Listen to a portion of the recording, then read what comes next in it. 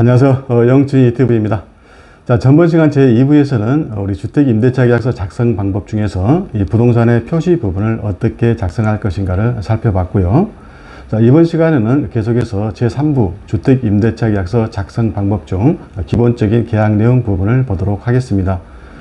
즉 계약서 양식을 보게 되면 그 계약 내용은 크게 제1조부터 제2조까지 기본적인 계약 내용, 그리고 제3조부터 제6조까지 우리 민법의 임대차에 관한 법조문 중에서 당사자가 꼭 알아야 될 내용, 그리고 이제 계약 내용에서 중요한 특약사항, 그리고 이제 마지막으로 그 계약한 날짜 등 네 부분으로 이렇게 나눠져 있는데요.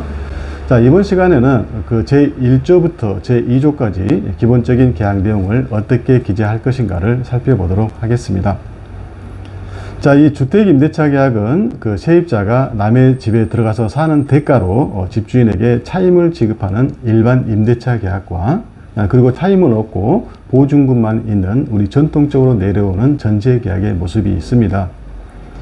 자, 그리고 그 일반 임대차 계약은 이 주택의 사용 대가인 차임을 일시불로 주는 경우하고 그 다음에 정기적으로 주는 경우가 있습니다.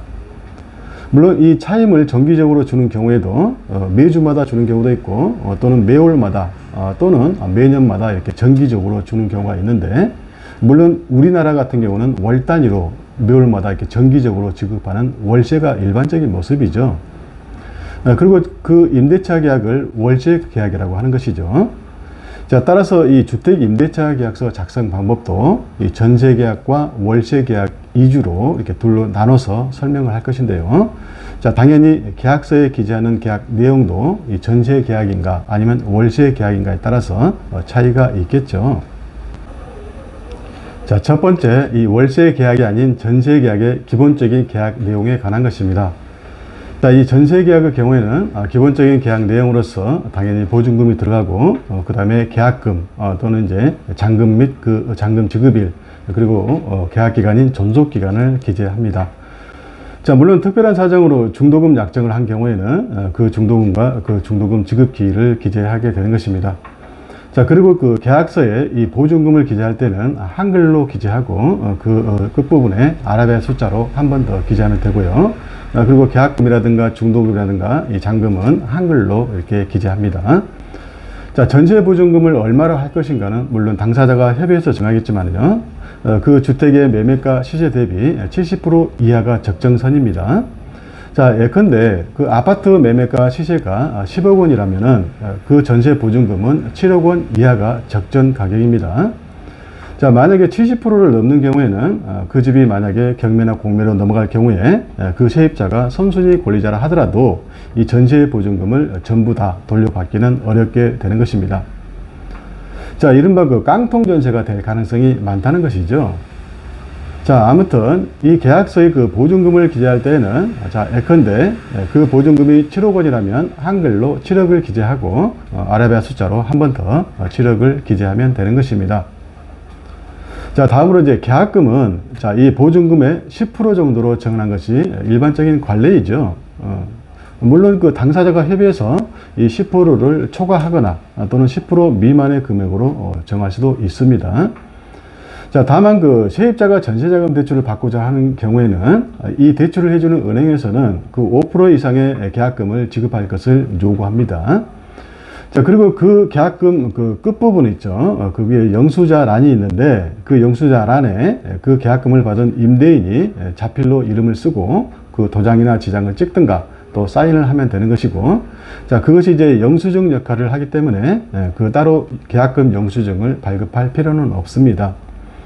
자, 다만 그 세입자가 전세자금 대출을 받고자 하는 경우에는 그 대출 은행에서 그 계약금 영수증을 대출에 필요한 서류로 요구하기 때문에, 즉 아까 말씀드렸죠. 집주인에게 5% 계약금 그 보증금에서 5% 이상의 그 계약금을 요구하기 때문에 그 집주인으로부터 따로 영수증을 발급받아서 그것을 그 대출에 필요한 서류로 제출해야 됩니다.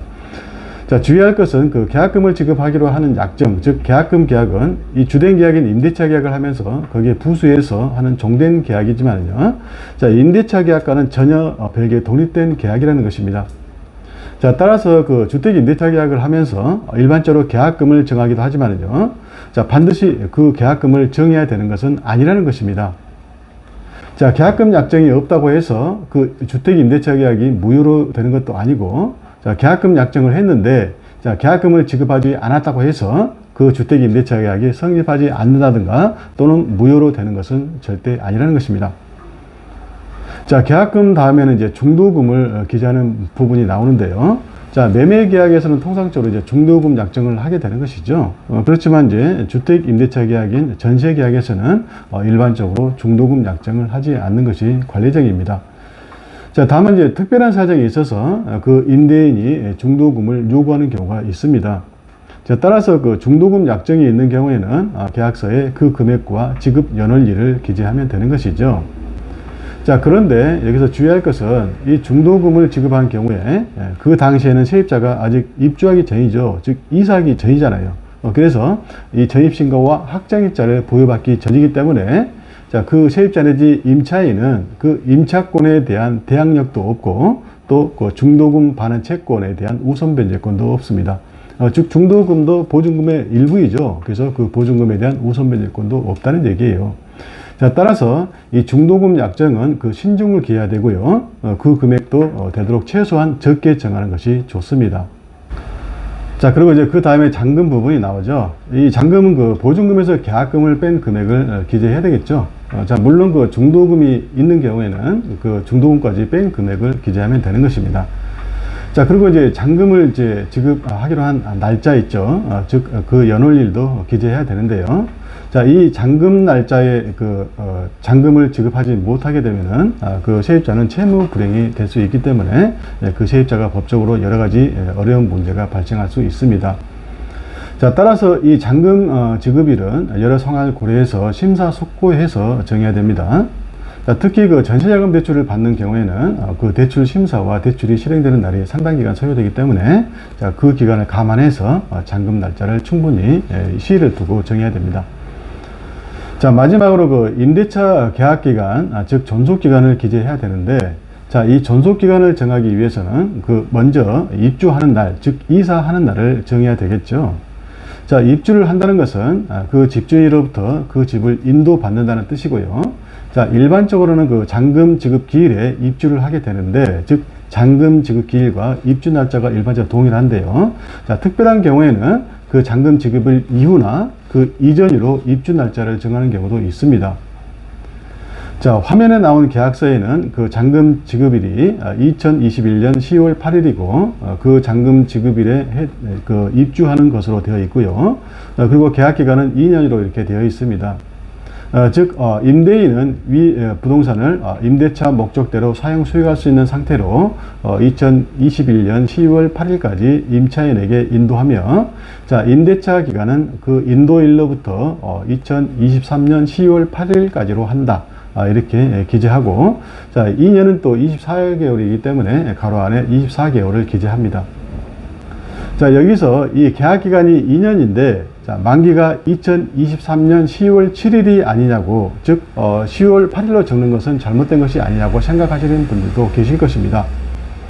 자, 우리 민법은 기간 계산에 있어서 원칙적으로 초일을 산입하지 않는 초일 불산입 원칙을 취하고 있습니다. 자, 다만 예외적으로 그 나이 계산, 즉 연령 계산을 하거나 아니면 그 초일이 첫날이 오전 0시부터 시작하는 경우에는 이 초일을 산입해서 기간을 계산합니다.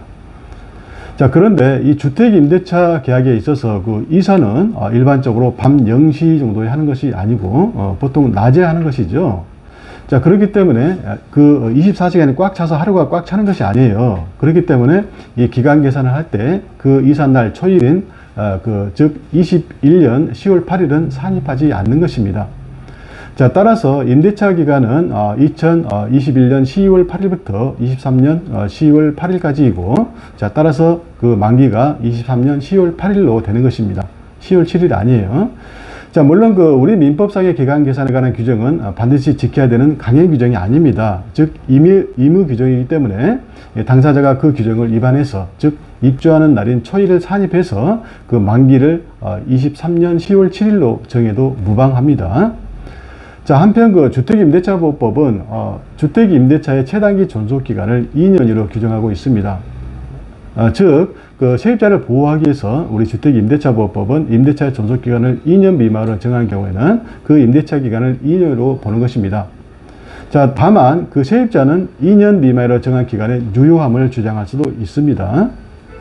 자, 결론적으로 예컨대 임대차 기간을 1년으로 정하는 경우에 임대인은 세입자가 1년을 주장하지 않는 이상 2년 동안 살도록 할 의무가 있지만은 세입자 입장에서는 그 약정한 기간, 즉 1년을 살 수도 있고 아니면 주택임대차보호법상 보호되는 2년을 살 수도 있다는 것입니다. 자, 다른 이유도 있지만은 주로 이런 이유 때문에 집주인은 계약 기간을 2년으로 정할 것을 원하고 세입자는 1년 계약을 원하는 경우도 있습니다. 자, 두 번째, 이 월세 계약의 기본적인 계약 내용에 관한 것입니다. 자, 전세 계약이 아닌 월세 계약의 경우에는 이 기본적인 계약 내용으로 이 보증금, 계약금, 잔금 및 잔금 지급일을 기재하고 그 외에 추가적으로 차임, 즉 월세에 관한 것을 기재하고 그 차임 내지 월세를 지급하는 날, 그리고 월세를 선불로 지급할 것인지 후불로 지급할 것인지를 기재하는 것입니다. 자, 선불이나 후불에 대한 약정이 없다면 우리 민법은 후불로 지급하는 것으로 규정하고 있습니다. 즉 우리 민법상 후불이 원칙입니다. 자, 한편 그 월세 계약에 있어서 그 보증금은 그 세입자가 생활하면서 고의나 과실로 그 주택 내지 시설물을 파손시켰거나 아니면 월세를 내지 않고 연체한 경우 등 그 임대차 관계에서 발생하는 세입자의 모든 채무를 담보하기 위해서 그 세입자 또는 제3자가 임대인에게 지급한 금전, 기타 유가물을 의미하는 것입니다. 자, 따라서 이 임대차 관계가 끝나서 이 세입자가 이사를 갈 때에 그 집주인은 그 보증금에서 세입자가 그 집을 훼손한 부분이 있다면 그 부분, 또는 그동안 밀린 월세 등이 있다면 그 부분을 까고서, 즉 제하고서 나머지 보증금을 돌려주면 되는 것입니다.